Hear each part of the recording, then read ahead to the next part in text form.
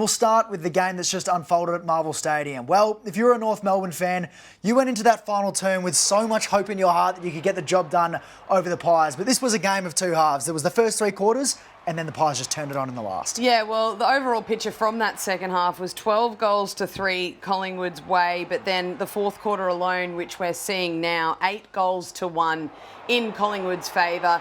They changed up their ball movement, moved it a little bit more quickly in the second half, which really got their game going, and good to see Leggy Markov there celebrating that one. Craig McRae said post-game that his young child just started to walk this week, so that's the story behind the celebration. But it was an infectious celebration, and the way that Collingwood got on a roll was infectious as well to their team, and their ability to use the ball in a way that was far more productive in the second half was really the difference. For North Melbourne, are you disappointed that you fade away in the last quarter, or do you take a bit of pride that you kept up for the first three? I think they'd be happy with how they went up until midway through that third quarter. Essentially, some of the Collingwood's kicking did keep them in the game, not because of they missed chances they should have made, but they were inaccurate in front of goal in the first half and just couldn't keep going with Collingwood all the way through to the fourth quarter, which was the difference in the end. What a story Ned Long's becoming with how he's contributing to this side. Delisted by Hawthorn, picked up in the mid-season draft, and he was incredible tonight. Yeah, well, he really emerged in round 5 against Sydney, and that Craig McRae in the post-match press conference said he won't be playing the sub for the rest of the year, that's for sure, for quite some time, and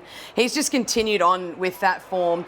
He had 29 disposals, 14 tackles, which was a game high, 13 contested possessions, which was a team high, 15 score involvements, another game high, and then the most clearances as well for the Magpies. So he was everywhere, and his ability to be a big body in that midfield as well, to help protect some of the smaller players, the Nick Dacos types, to go to a tagger, to try and sort of make it a 2-on-1, has been really impressive. And I've loved the emergence of Ned Long this season for Collingwood. He's just been a little bit of a point of difference for them in that midfield. And he said post-game, they spoke about Nick Dacos' 38 disposals. They were saying, you're stealing votes off him. He was very much, give Nick the votes, make sure he gets as close as he can to the Brownlow. Now, a big loss in terms of injury for the Pies tonight. Brayden Maynard subbed out in the opening minutes of the game. As you can see here, he just twings the foot there and comes straight off the ground. So he's had plantar fasciitis issues all through the pre-season and through the season as well. He missed the game over in Freo.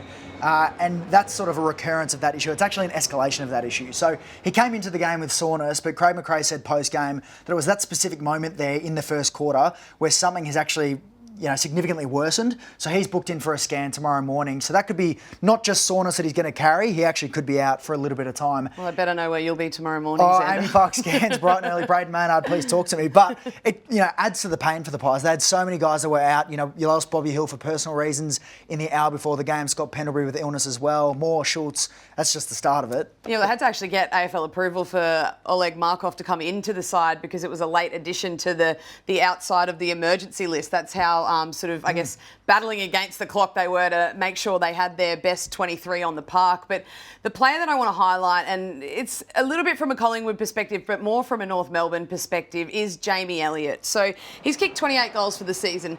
This is after he's already kicked 3 goals. This is his 4th goal. I just want to show you how little attention he is paid from the North Melbourne defenders. And that's a player that has arguably, or not arguably, been their best forward this season, their most consistent forward for Collingwood.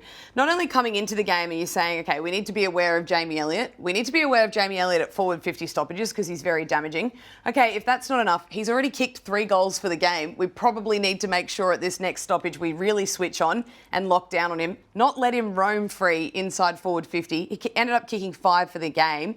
And just little lapses in concentration like that are what we're seeing from North a little bit too regularly for their progression and their development where you'd think they'd be at this stage of the season now.